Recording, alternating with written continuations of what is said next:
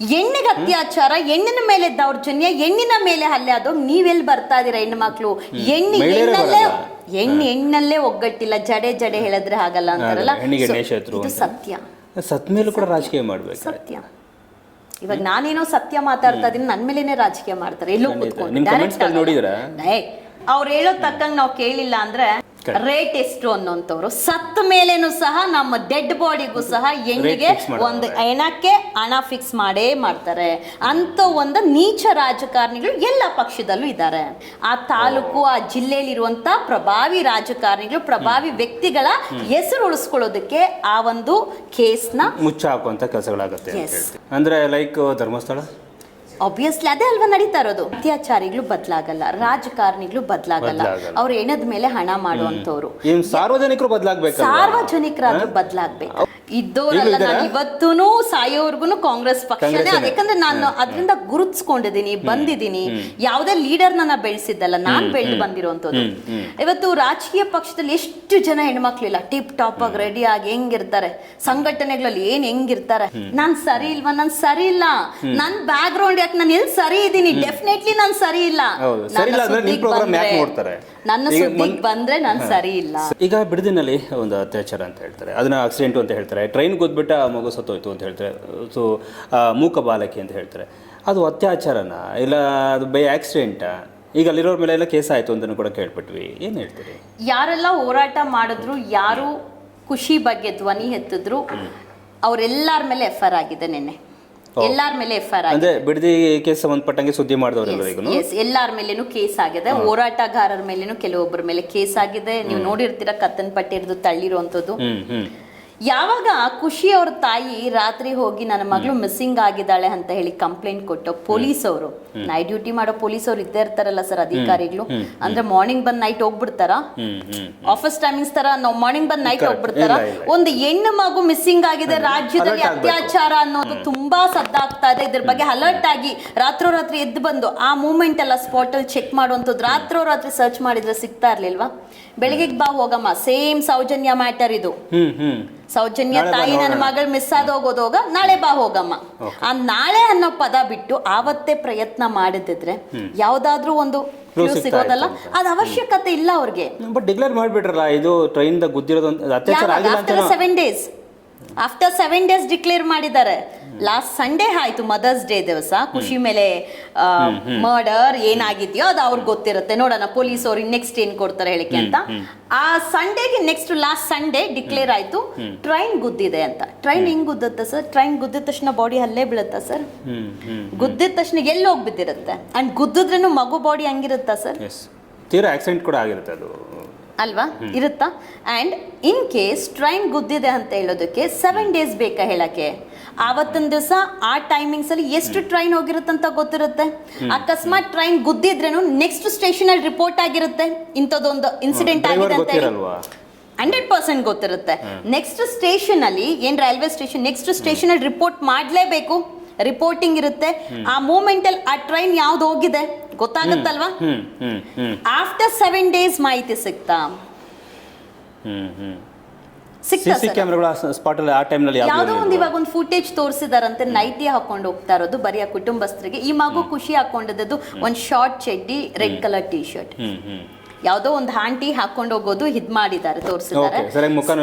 ಏನು ಇಲ್ಲ. ನಾನು ಒಂದು ಪ್ರಶ್ನೆ, ನಾನು ಯಾವಾಗೂ ಈ ಕ್ರಿಮಿನಲ್ ಕೇಸಸ್ ಬಗ್ಗೆ, ಬಿಕಾಸ್ ನಾನು ಇದೆಲ್ಲ ನೋಡಿ ನೋಡಿ ಎಷ್ಟು ಸುಳ್ಳು ಕೇಸಸ್ ಯಾವ್ಯಾವ ತರ ಫಿಕ್ಸ್ ಮಾಡ್ತಾರೆ ಕೇಸಸ್ ಅನ್ನೋದು ನನಗೆ ತುಂಬಾ ಚೆನ್ನಾಗಿ ಗೊತ್ತಿರೋದ್ರಿಂದ, ಎಕ್ಸ್ಪೀರಿಯನ್ಸ್ ಮಾಡಿರೋದ್ರಿಂದ. ಸೊ ಆವತ್ತು ಅದೇ ಪೊಲೀಸ್ ಅವರು ಮರ್ಡರ್ ಕೇಸ್ ಅನ್ನೋದು ಫಿಕ್ಸ್ ಮಾಡ್ಕೊಂಡಿರ್ತಾರಲ್ಲ, FIR ಮಾಡಿರ್ತಾರಲ್ಲ. ಈಗ ಟ್ರೈನ್ ಗುದ್ದಿದ್ ಹಂಗಾದ್ರೆ ಟ್ರೈನ್ ಮರ್ಡರ್ ಮಾಡ್ತಾ? ಇವಾಗ ಯಾವ ತರ ಚೇಂಜ್ ಆಗತ್ತೆ? ಅವತ್ ಮರ್ಡರ್ ಕೇಸ್ ಅಂತ ಹಾಕೊಂಡಿದ್ದೀರಾ, ರೇಪ್ ಅನ್ನೋದು. ಬಿಕಾಸ್ ಇವತ್ತವರೆಗೂ ಮೆಡಿಕಲ್ ರಿಪೋರ್ಟ್ ಬಂದಿಲ್ಲ. ಇವತ್ತವರೆಗೂ ಎಲ್ಲೂ ಮೆಡಿಕಲ್ ರಿಪೋರ್ಟ್ ಬಂದಿಲ್ಲ. ರಿಪೋರ್ಟ್ ಬಂತು ಅಂತ ಹೇಳಿದ್ರು, ಎಲ್ಲೂ ಬಂದಿಲ್ಲ. ಇನ್ನು ಎಲ್ಲೂ ತೋರಿಸ್ಲೇ ಇಲ್ಲ. ಕುಟುಂಬಸ್ಥರಿಗಾದ್ರೂ ತೋರಿಸ್ಬೇಕಲ್ವಾ ಸರ್? ಎಲ್ಲೂ ತೋರಿಸಿಲ್ಲ, ಎಲ್ಲೂ ಬಂದಿಲ್ಲ. 4 ದಿವಸ ಖುಷಿ ಕುಟುಂಬ ಖುಷಿ ಬಾಡಿನ ಮನೆ ಮುಂದೆನೆ ಇಟ್ಕೊಂಡಿದ್ರಲ್ಲ.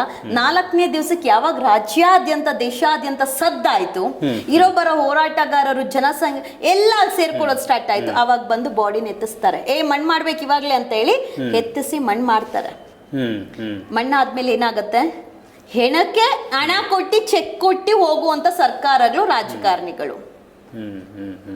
ರೈಟ್ ಅಂದ್ರೆ Okay. ನಾವ್ ಹೆಣ್ಣು ಮಕ್ಳು ಕೆಲವು ಒಳ್ಳೆ ಹೆಣ್ಣು ಮಕ್ಳು ತುಂಬಾ ಜನ ಇದಾರೆ, ಬದುಕಿದ್ದೋಗುನು ಅವ್ರು ಹೇಳೋ ತಕ್ಕಂಗ್ ನಾವು ಕೇಳಿಲ್ಲ ಅಂದ್ರೆ ರೇಟ್ ಎಷ್ಟು ಅನ್ನೋಂಥವ್ರು. ಸತ್ತ ಮೇಲೇನು ಸಹ ನಮ್ಮ ಡೆಡ್ ಬಾಡಿಗೂ ಸಹ ಹೆಣ್ಣಿಗೆ ಒಂದು ಹೆಣಕ್ಕೆ ಹಣ ಫಿಕ್ಸ್ ಮಾಡೇ ಮಾಡ್ತಾರೆ ಅಂತ ಒಂದು ನೀಚ ರಾಜಕಾರಣಿಗಳು ಎಲ್ಲ ಪಕ್ಷದಲ್ಲೂ ಇದ್ದಾರೆ.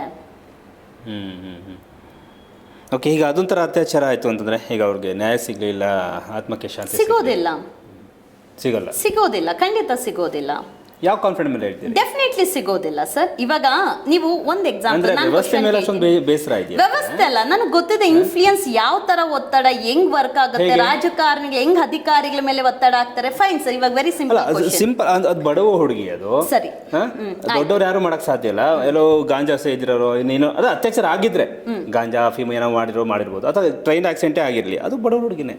ಯಾರಾದ್ರೂ ಇನ್ಫ್ಲೂಯೆನ್ಸ್ ಮಾಡಕ್ ಸಾಧ್ಯ ಅದನ್ನ? ಜನಸಾಮಾನ್ಯರ ಏನ್ ಅನ್ಕೊಳ್ತಾರೆ, ಯಾರು ದೊಡ್ಡವ್ರು ಯಾರಾದ್ರೂ ಮಾಡ್ಬಿಡ್ತಾರ ಅಂತ ಅನ್ಕೊಳ್ತಾರೆ. ನಾವ್ ಅನ್ಕೊಳ್ಳೋದೇನೆ, ಕೇಸ್ ಮುಚ್ಚೋಗೋಯ್ತು ಬಿಡು, ದೊಡ್ಡವ್ರ ಕೈವಾಡ ಇದೆ. ಕೆಲವ್ರು ಅನ್ಕೊಳ್ತಾರೆ ದೊಡ್ಡವ್ರು ಬಂದ್ ಮಾಡ್ಬಿಡ್ತಾರ ಮಕ್ಕಳನ್ನ, ಅವ್ರಿಗೇನ್ ಅಷ್ಟು ತೇವ್ಲಿರುತ್ತಾ ಅಂತ ಹೇಳಿ. ದೊಡ್ಡವ್ರು ಮಾಡಲ್ಲ, ಪುರ್ಕಿಗ್ಲೇ ಮಾಡೋದು. ಥರ್ಡ್ ಕ್ಲಾಸ್ ನೀವ್ ಹೇಳ್ದಂಗೆ ಗಾಂಜಾ, ಈ ಹೆಣ್ಣಿನ ಹುಚ್ಚು, ಹೆಣ್ಣಿನ ಚಟ ಇರುವಂತವ್ರೆ ಮಾಡೋದು.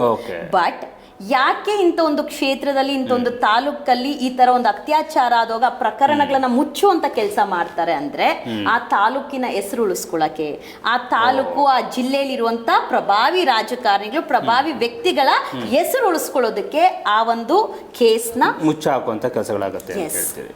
ಅಂದ್ರೆ ಲೈಕ್ ಧರ್ಮಸ್ಥಳ, ಆಬ್ವಿಯಸ್ಲಿ ಅದೇ ಅಲ್ವಾ ನಡೀತಾ ಇರೋದು. ನಾವಿಲ್ಲಿ ಯಾರೋ ದೇವಸ್ಥಾನನ ಟಾರ್ಗೆಟ್ ಮಾಡಿಲ್ಲ. ನಾವು ಮಂಜುನಾಥ ಸ್ವಾಮಿ ನಮ್ ಮಾತಾಡಕ್ಕೂ ದೇವ್ರ ಬಗ್ಗೆ ಹೇಳಕ್ಕೂ ನಮ್ಗೆ ಯೋಗ್ಯತೆ ಇಲ್ಲ. ಆದ್ರೆ ನಾವು ಧರ್ಮಸ್ಥಳ ಕ್ಷೇತ್ರದಲ್ಲಿ, ಧರ್ಮಸ್ಥಳ ಗ್ರಾಮದಲ್ಲಿ ಇರುವಂತ ಸೌಜನ್ಯ ಎಂಬ ಧರ್ಮಸ್ಥಳ ಗ್ರಾಮದ ಹೆಣ್ಮಗಳ ಬಗ್ಗೆ ಮಾತಾಡಿದ್ರೆ ದೇವ್ರನ್ನ ಟಾರ್ಗೆಟ್ ಮಾಡ್ತಾರೆ ಅಂತಾರೆ. ಆಕ್ಚುಲಿ ಒಂದು ತಾಲೂಕು, ಒಂದು ಸ್ಥಳದ ಹೆಸರು ಹಾಳಾಗ್ಬಾರ್ದು ಅಂದ್ರೆ ಅತ್ಯಾಚಾರಿಗಳನ್ನ ರಕ್ಷಣೆ ಮಾಡೋದಂತಲ್ಲ, ಅತ್ಯಾಚಾರ ಆಗದಂತ ತಡೆಯೋದಿದೆಯಲ್ಲ, ಅದು ದೊಡ್ಡ ಹೆಸರು ಬರುತ್ತೆ. ಸೊ ಆ ಕೆಲಸಗಳು ಆಗ್ಬೇಕು. ಹಾಗಲ್ಲ ಸರ್, ನಾನು ಹೇಳ್ತೀನಿ ನೋಡಿ, ಹೆಣ್ಣಾಗಿ ಹುಟ್ಟೋದೇ ತಪ್ಪ ಅಂತ ಕೆಲವೊಮ್ಮೆ ಅನ್ಸುತ್ತೆ.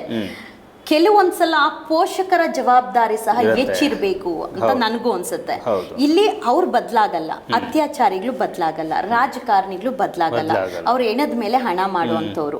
ಸಾರ್ವಜನಿಕರು ಬದಲಾಗಬೇಕು, ಸಾರ್ವಜನಿಕರಾದ್ರೂ ಬದಲಾಗ್ಬೇಕು. ಅವರು 2,000 ರೂಪಾಯಿ ಇಸ್ಕೊತಾರೆ, ಅಲ್ಲೂ ಬದಲಾಗಲ್ಲ ಅಂದ್ರೆ ಹೇಗೆ? ಇವತ್ತು ನಮ್ಮ ನಾಡು ನುಡಿ ಭಾಷೆಗೋಸ್ಕರ ಹೋರಾಟ ಮಾಡಕ್ಕೆ ಎಲ್ಲರೂ ಒಗ್ಗಟ್ಟಾಗಿ ಸೇರುವಂತ ಹೋರಾಟಗಾರರು, ಅದೇ ಒಂದು ನಾಡಿನ ಆ ಒಂದು ಕನ್ನಡ ಭಾಷೆಯ, ಕನ್ನಡದ ಕರ್ನಾಟಕದ ಹೆಣ್ಣು ಮಕ್ಕಳ ಮೇಲೆ ಕರ್ನಾಟಕದಲ್ಲೇ ಅತ್ಯಾಚಾರ ಆದೋ ಯಾಕ ಒಂದು ಕನ್ನಡ ಪರ ಸಂಘಟನೆಗಳು ಬಂದು ಒಗ್ಗಟ್ಟಾಗಿ ನಿಲ್ಲಲ್ಲ? ಕನ್ನಡ ಪರ ಸಂಘಟನೆ ಕನ್ನಡಕ್ಕೆ ಮಾತ್ರನಾ? ಇದಕ್ಕೆಲ್ಲ ಬರಲ್ಲ. ಕನ್ನಡ ಹೆಣ್ಮಕ್ಳಲ್ಲ ಸರ್, ಕರ್ನಾಟಕದ ಹೆಣ್ಮಕ್ಳಲ್ಲ ಸರ್, ಹಿಂದೂ ಹೆಣ್ಮಕ್ಳಲ್ಲ. ಬ್ಯಾಂಕ್ ಅಲ್ಲಿ ಯಾವುದೋ ಮ್ಯಾನೇಜರ್ ಕನ್ನಡ ಮಾತಾಡಿಲ್ಲ ಅಂದಿದ್ದಕ್ಕೆ ಎಲ್ಲ ರೊಚ್ಚಿಗೆ ಎದ್ಬಿಟ್ರು. ಫೈನ್, ಖುಷಿ, ಓಕೆ ಫೈನ್.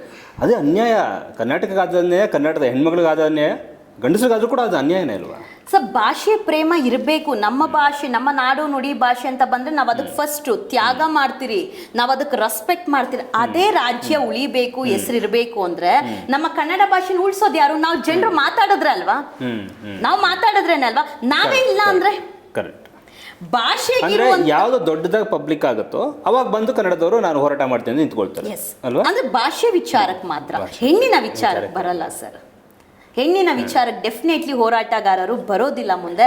ಮಹಿಳಾ ಹೋರಾಟಗಾರಂತ ಮಹಿಳೆಯರೇ ಬರಲ್ವಲ್ಲ ಕೆಲವೊಂದು ಕಡೆ. ಮುಖ್ಯವಾಗಿ ನೋಡಿ, ರಾಜಕೀಯ ಪಕ್ಷದಲ್ಲಿ ನಾನು ರಾಜಕೀಯದಿಂದ ಬಂದಿದ್ದೆ, ಇದ್ದೋರಲ್ಲ. ನಾನು ಇವತ್ತೂ ಸಾಯೋವರ್ಗುನು ಕಾಂಗ್ರೆಸ್ ಪಕ್ಷನೇ. ಯಾಕಂದ್ರೆ ನಾನು ಅದರಿಂದ ಗುರುತಿಸ್ಕೊಂಡಿದ್ದೀನಿ, ಬಂದಿದ್ದೀನಿ.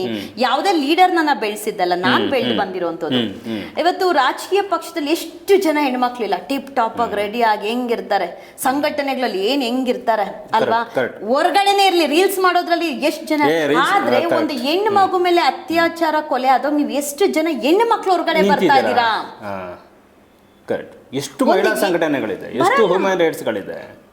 ಹೆಣ್ಣಿಗೆ ಅತ್ಯಾಚಾರ, ಹೆಣ್ಣಿನ ಮೇಲೆ ದೌರ್ಜನ್ಯ, ಹೆಣ್ಣಿನ ಮೇಲೆ ಹಲ್ಲೆ ಆದೋ ನೀವೆಲ್ಲಿ ಬರ್ತಾ ಇದೀರಾ? ಹೆಣ್ಣು ಮಕ್ಳು ಹೆಣ್ಣಲ್ಲೇ ಒಗ್ಗಟ್ಟಿಲ್ಲ. ಜಡೆ ಹೇಳಿದ್ರೆ ಹಾಗಲ್ಲ ಅಂತಾರಲ್ಲ, ಇದು ಸತ್ಯ. ಸತ್ ಮೇಲೂ ಕೂಡ ರಾಜಕೀಯ ಮಾಡ್ಬೇಕು, ಸತ್ಯ. ಇವಾಗ ನಾನೇನೋ ಸತ್ಯ ಮಾತಾಡ್ತಾ ಇದೀನಿ, ನನ್ ಮೇಲೇನೆ ರಾಜಕೀಯ ಮಾಡ್ತಾರೆ. ಎಲ್ಲೋ ಕೂತ್ಕೊಂಡು ಡೈರೆಕ್ಟ್ ಆಗಿ ಬಂದು ಮಾತಾಡೋ ತಾಕತ್ ಇರ್ಬೇಕಲ್ವಾ ಸರ್? ಎಲ್ಲೋ ಕುತ್ಕೊಂಡ್ ಕಮೆಂಟ್ ಯಾವ್ದೋ ಫೇಕ್ ಐಡಿ ಅದೆಲ್ಲ ನಾನು ತಲೆನೇ ಕೆಡಿಸ್ ಡೈರೆಕ್ಟ್ ಆಗಿ ಬಂದು ಫಸ್ಟ್ ನಾ ಮಾತಾಡೋ ಸುದ್ದಿ ಮಾಡಿದಾಗಲೂ ಕೂಡ ನನಗೂ ಹೇಳಿದೆ, ಯಾಕೆ ಅವಳನ್ನ ಮಾತಾಡಿಸ್ತೀರಾ, ನಿಮ್ಮ ರೈಟ್ ನ್ಯೂಸ್ ಚಾನಲ್ ಮರ್ಯಾದೆ ಕಳ್ಕೊಂಡ್ಬಿಡ್ತೀನಿ. ನಾನಂದೆ ಅನೇಕ ಸುದ್ದಿಗಳು ಮಾಡ್ತಾ ಇದ್ದೀನಲ್ಲಪ್ಪ, ಅದ್ರ ಬಗ್ಗೆನೂ ಕಮೆಂಟ್ ಮಾಡ್ರಯ್ಯ. ಧರ್ಮಸ್ಥಳ ಸಂಘದ 52 ಲಕ್ಷ ಜನ ಮೋಸ ಆಗ್ತಿದ್ದಿಲ್ಲ, ಅದ್ರ ಬಗ್ಗೆನೂ ಕಮೆಂಟ್ ಮಾಡ್ರಯ್ಯ. ನೀವು ಯಾಕೆ ಅದನ್ನ ಬಗ್ಗೆ ಏನು ಮಾಡ್ತಾ ಆಯ್ತು ಅದ್ರ ರೈಟ್ ನ್ಯೂಸ್ ಎಲ್ಲೂ ನಾನು ವೈಯಕ್ತಿಕ ವಿಚಾರದ ಬಗ್ಗೆ ಮಾತಾಡ್ತಾ ಇಲ್ಲ. ರೈಟ್ ನ್ಯೂಸ್ ಮಾತಾಡ್ತಾ ಇರೋದು ಸಮಾಜಕ್ಕೆ ಒಂದು ವಿಚಾರನ ಪ್ರಚಾರ ಕೊಡ್ತಾ ಇದ್ದಾರೆ. ಕರೆಕ್ಟ್. ಆ ಪ್ರಚಾರ ಆ ವಿಚಾರ ಎರಡೂನು ಜನಕ್ಕೆ ರೀಚ್ ಮಾಡಿಸುವಂತ ಕೆಲಸ ಮಾಡ್ತಾ ಇದೀರಿ. ನಾನ್ ಸರಿ ಇಲ್ವಾ? ನಾನ್ ಸರಿ ಇಲ್ಲ. ನನ್ ಬ್ಯಾಕ್ ಗ್ರೌಂಡ್ ಯಾಕೆ ನಾನು ಎಲ್ಲಿ ಸರಿ ಇದ್ದೀನಿ? ಡೆಫಿನೆಟ್ಲಿ ನಾನ್ ಸರಿ ಇಲ್ಲ. ನನ್ನ ಸುದ್ದಿಗೆ ಬಂದ್ರೆ ನಾನು ಸರಿ ಇಲ್ಲ. ಇದು ರೈಟ್ ನ್ಯೂಸ್.